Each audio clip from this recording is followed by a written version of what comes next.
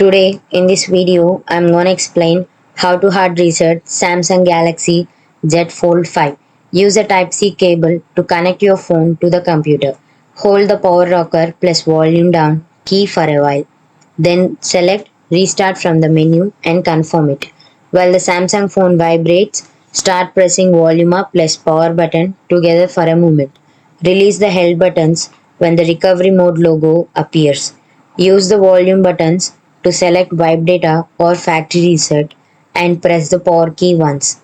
Select yes from the menu and click the power button to confirm. After the reset is complete, select reboot system now using the power key. Your phone will be completely reset back to how it was when you first purchased it. Follow the on-screen instructions to set up your device. If this video helped you out, please leave a like and comment down below. If this worked for you, thanks for watching.